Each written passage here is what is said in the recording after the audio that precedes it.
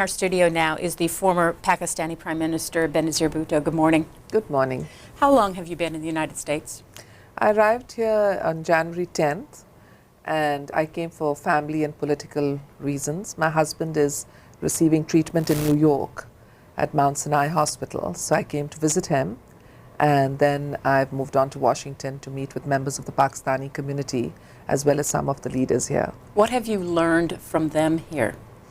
Well, I've learned that they continue to be keen to end terrorism. They are worried about the situation in Pakistan, where there has been an active field in terms of fighting terrorism. We have militancy in Pakistan. We have a problem with madrasas, and people are concerned about those issues. And what about members of Congress? Have you been able to meet with any members of Congress? I'm beginning my meetings later this week. Who will you be meeting with? Well, I believe there are some members in the Senate and some in the Congress that my friends have lined up. And what do you want to tell them? I want to tell them that Pakistan's stability is very important. The democratic countries of the West have concluded that the rule of law and freedom and pluralism is the best way to create safe and stable societies, and that Pakistan should not be an exception to this rule. We have a military dictatorship, and immediately after 9/11, it was the right decision to support that military dictatorship as the attacks had taken place on the Twin Towers and the Pentagon. But 4 years later, I believe it's important to facilitate Pakistan's transition to civilian and political leadership. Benazir Bhutto is going to be taking your phone calls. Phone lines are open if you'd like to join us. Here's how you can do it. For Democrats, 202-737-0002. For Republicans, 202-737-0001. And for Independents, 202-628-0205. Take us back to 1988, when you were first the Prime Minister. What was your country like at that time? In 1988, Pakistan had been through a long period, more than a decade, of military dictatorship, and many people used to tell me that neither the military nor the people in a Muslim country could ever elect a woman as chief executive. It was a totally different world when the idea that women were second-class citizens was prevalent, and prejudices against women in terms of opportunities in the private or public sector were extremely limited. But I knew that people of Pakistan were ready for a change, and I believe that they were looking beyond the gender issue towards democracy and towards human dignity. So although I was told that I could never win, I never gave up hope, having trust in my people, and also I had the determination to try and lead Pakistan into a more modern era.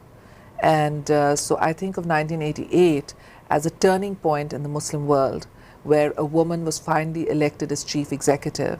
And then, of course, other changes for women began opening up across the Muslim world. And when did you first start to be concerned about Al-Qaeda and specifically Osama bin Laden? Did you ever meet him in your time? I never met Osama bin Laden, but I first heard of his name in 1989. I knew I was opposed by military hardliners. I knew they opposed me because I was a woman, and according to their narrow interpretation of Islam, they felt that a woman's place was behind four walls and covered totally in a cloth, not to intermingle in society. So I knew they wanted to topple my government.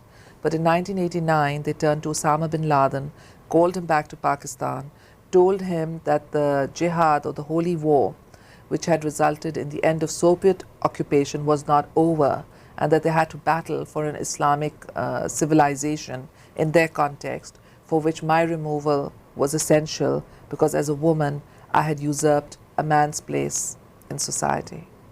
When you meet with members of Congress later this week, are you going to take them to task a little bit for the recent bombings in your country?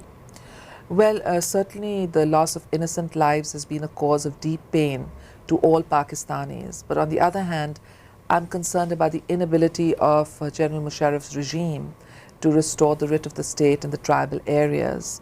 When I first took over in 1988, I was told that those areas were lawless. I was told that drug barons were hiding there, that they were very powerful with private militias and could not be caught. but I didn't accept no as an answer. And I sent in the paramilitary forces, I sent in the police forces, and we forced the drug barons to surrender. So I don't believe it's right to take no for an answer. And I'm worried about the presence of pro-Taliban elements there.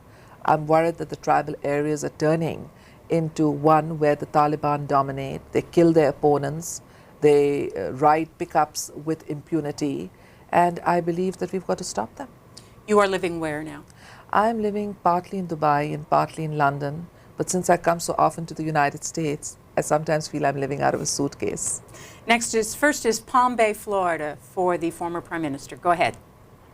Good morning. How are you doing? Fine, thanks. Prime Minister Bhutto, I guess the question that I have in light of what's happened in the Hamas election in Palestine, I believe that the United States is very, very afraid that if free elections were held in Pakistan, the same thing might happen there, only because of their access to the atomic weapons. It would be much, much worse for us. How do you comment on that? I can understand the concern that has arisen after the Hamas elections, particularly in a country like Pakistan that would be far more dangerous where we have nuclear weapons. But I believe that there's an important lesson to be learned from the Hamas election, and that is when moderates are squeezed out, then the alternative is only extremism. In Pakistan, there are moderate political parties, and I believe it's important to create political space for those moderate political parties. It's important to build political institutions to prevent a situation where the Pakistani Hamas could take control. Our Secretary of State, Condoleezza Rice, is meeting in Europe this morning or today with leaders from a lot of different countries to talk about what happens next with Hamas. She's saying, trying to get other countries to cut off aid. Is that the way to do this? Well, certainly I believe that an interdependent economy and a world that is increasingly one village helps us to moderate some of the more extreme forces. And Hamas has been a militant organization. It's been elected to govern for the first time, and the success of its government now depends on its ability to compromise and to reach out to the donors that make it possible for the Palestinian Authority to function. How many people live in your country? We have 150 million people, and our population was rising very rapidly. When I took over in 1988, our population was one of the highest, with a rise of 3.1% every year. So I worked not with the men, but with the women, because I believe it's important to get to the women on this issue. And we implemented an education program to help women learn about preventive measures, and we were able to bring the population rate down to 2.1%, which is a dramatic decrease, and it's going to go down even lower. So I think it's important to contain your populations, otherwise every growth that we make is eaten away by the rise in population. But for the West, it's a different story, because you don't have enough people, and we have too many people. How many people live in cities, or is the population live in cities or live in the areas in country? Now it's almost 50-50. It's practically 50% urban and 50% rural. And of course, both pose challenges, because we need to be spending more on our cities. I'm very pleased that General Musharraf has initiated a peace process with India. My party supports that peace process, and we hope it goes further, because we'd like to see domestic funds released for the public sector. There's a lot of unemployment, there's a lot of poverty, there's a lack of facilities, lack of clean drinking water. People catch hepatitis and die of hepatitis because the drinking water is so dirty. So I feel we need to put our people first. We need to empower our people.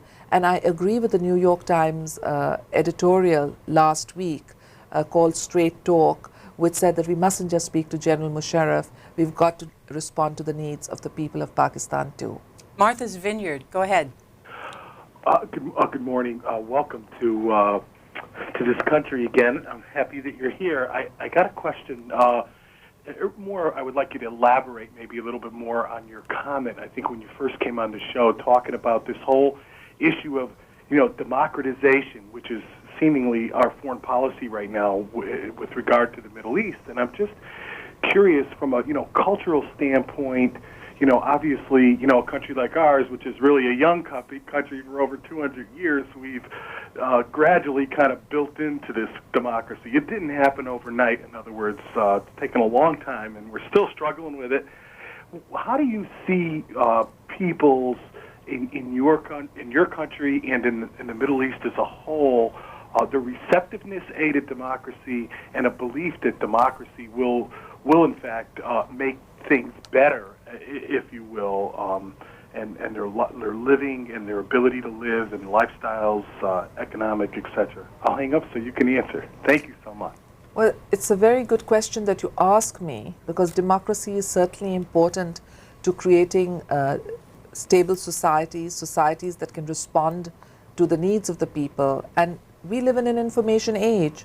Young people in Pakistan, young people across the Middle East want to feel empowered. They don't want to be dictated to, and it's important for us to empower them. But at the same time, as you point out, even though America is a young country, you're still trying to build your own democracy. So democracy is more than an election.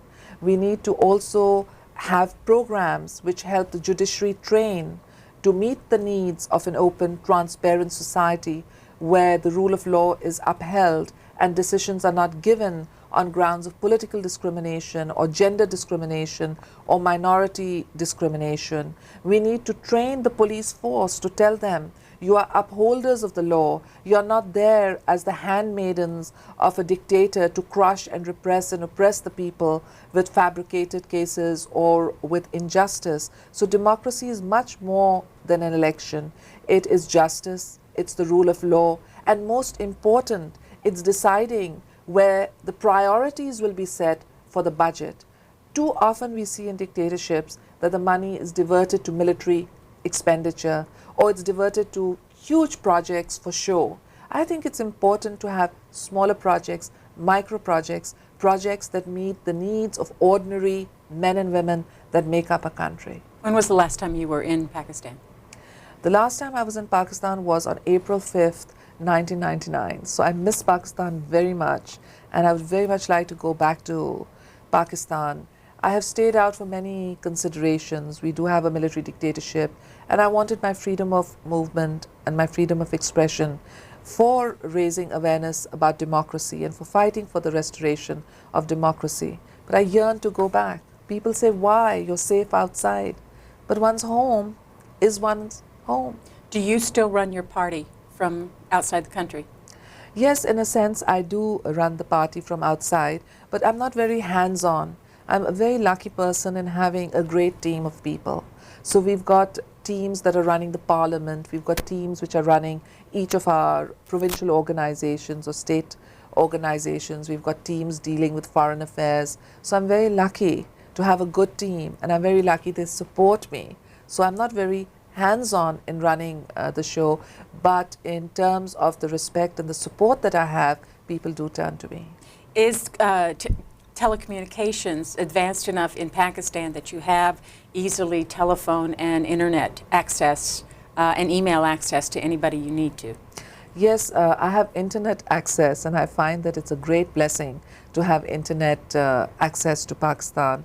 And in 1988, when I negotiated for fiber optics to be laid all over the country, even in the smaller villages, I never imagined that a day would come when not only the young people would benefit from it, but that our political struggle for democracy would also benefit from it. So I spend the morning in my office and communication with different branches of the party, and I spend the evening meeting people, and I spend the night on the telephone.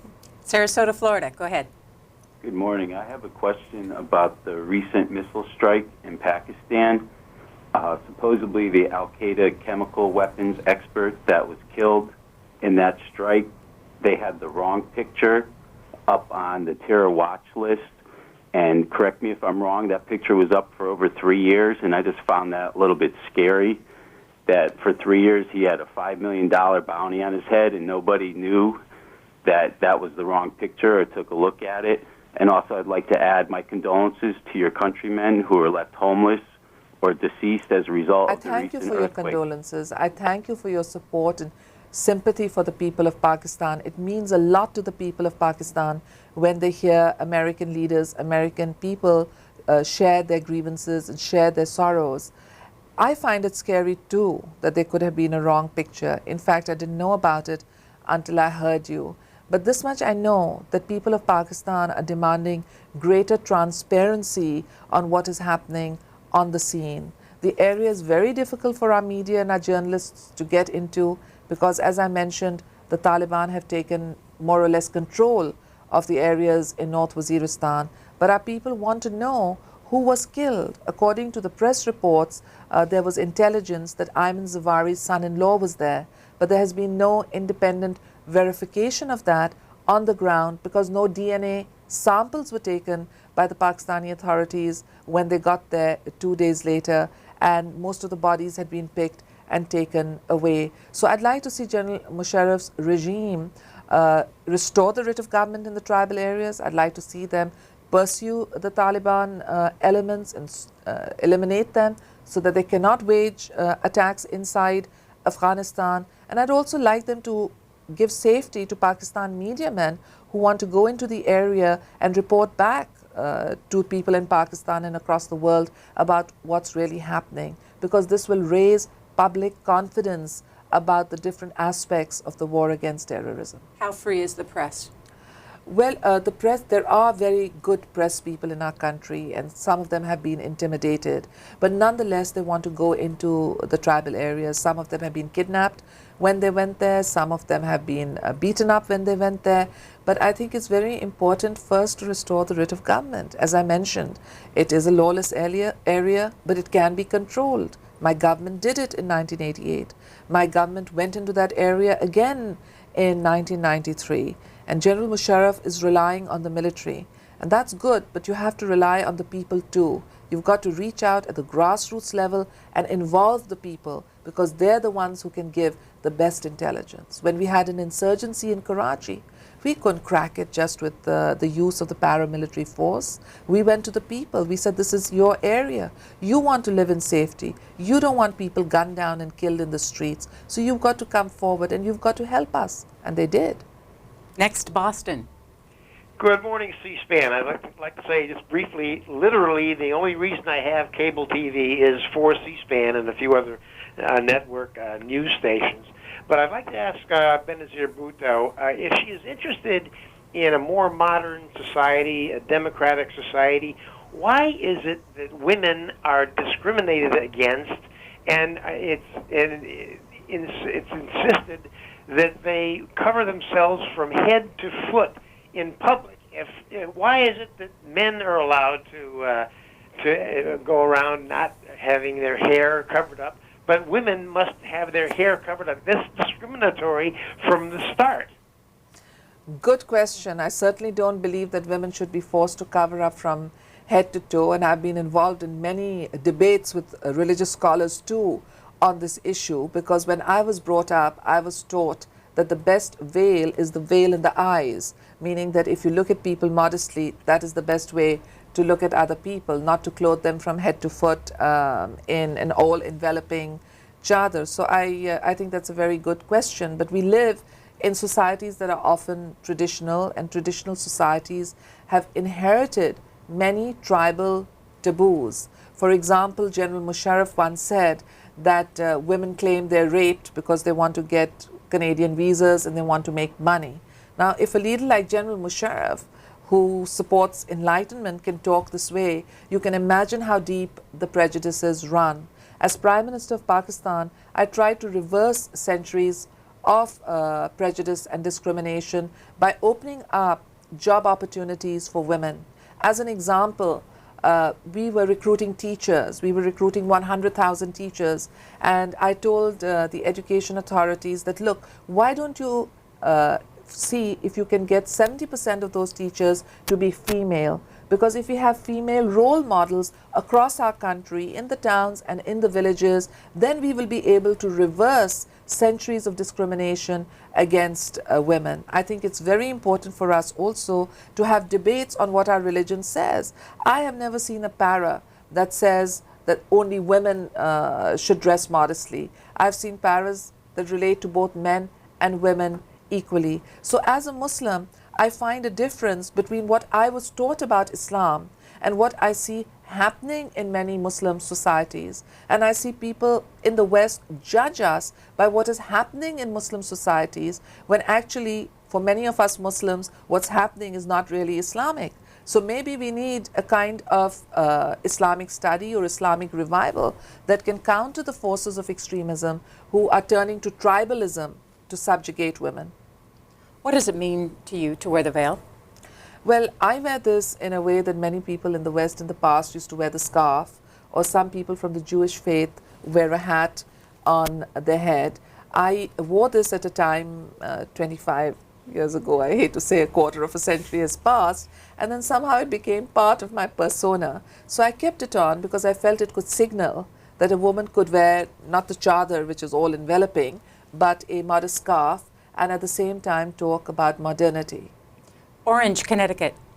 Yeah, hi. I'm from Pakistan. I have a question with Benazir Bhutto, and I'm from her state, Sindh, from Hyderabad. She talking about the women's rights and those things. Why she don't see her own state? They have a woman is very bad shape compared for other Pakistani rulers area, because there is a woman don't have no rights. They have a living for not second, the third class situation, horrible situation. If any foreign journalist go and visit her town and places, you can realize what a big difference women's and city women, other parts of women. And she talking about the terrorism or she press for city people. In her government time, in Hyderabad, she did a big operation. As a hundred of civilians died in my family part of this operation. And I have a lot of loss in my family, so I have this question. Okay, what she expressed her feeling about those like, how to say it, her province. I'm sorry. Well, thank you for your question, and I'm sorry about the losses in your family. I feel very bad about those losses that you suffered, and I'd just like to say that this is the reason why I believe that terrorism is so bad. Because when there is an insurgency, when there is militancy and there is terrorism, and the law enforcement authorities move in, they have an obligation to restore law and order. They have an obligation to protect the lives of ordinary citizens. But in a conflict like that, there can be collateral damage, and that is why it's so dangerous.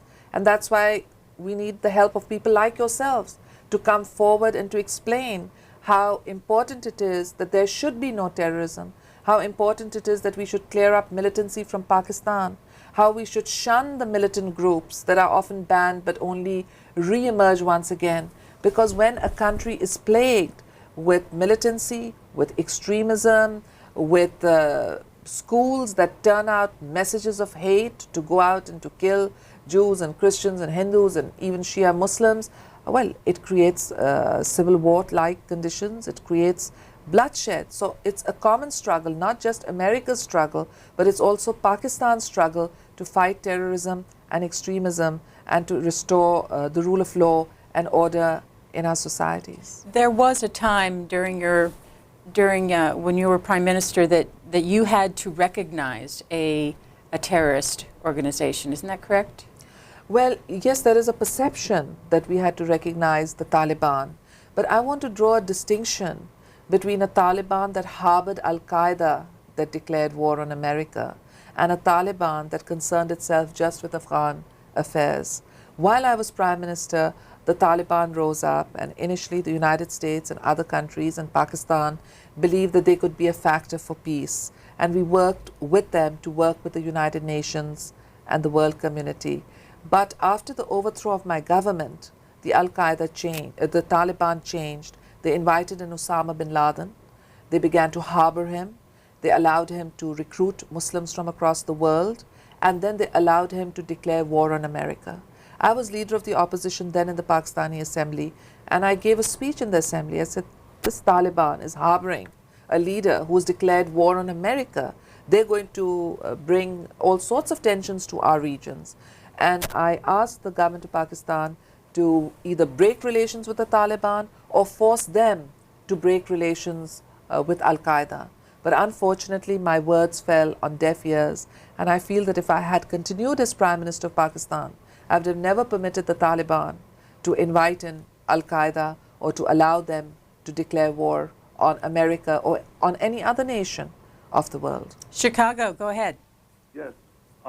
This is an honor to speak to you because what you just said is true. History would have been different, except I know about you and your father, and I know you are both great. Your father was a great man, and I know he was murdered by the government of your country. If I'm saying anything wrong, correct me, because this is the history I learned. And what I learned, too, is that you are one of the greatest humanitarians of this century, like Gandhi and Mother Teresa and a lot of other people. And if more Americans knew about what you did for the whole world and not just Pakistan, and what happened as a result of the military dictatorship of the present Pakistani government, having forced you out of office as a democratically elected leader of the free world.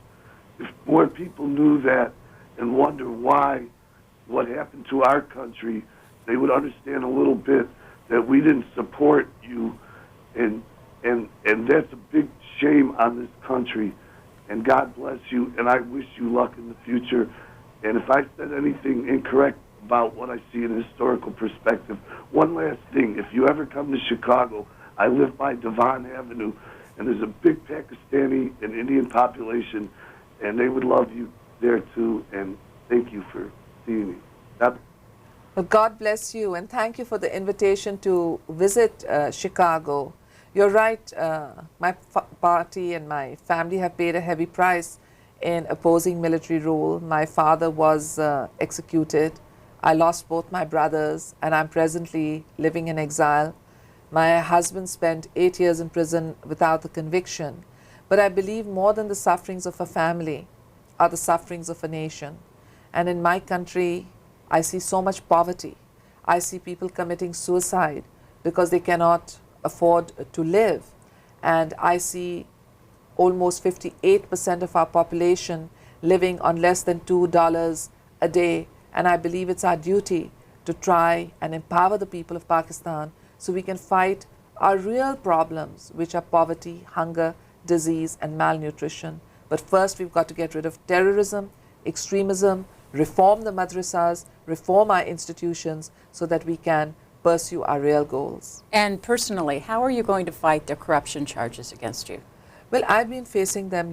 I understand that in a military dictatorship, they will crush the voices of opposition. So I understand that this is the price I have to pay for talking about democracy.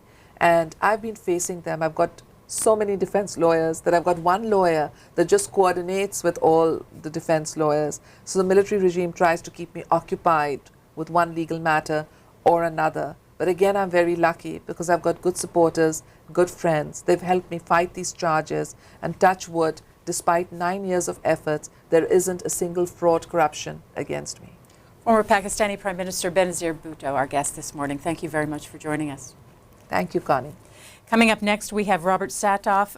He is Executive Director of the Washington Institute for Near East Policy. We'll be right back.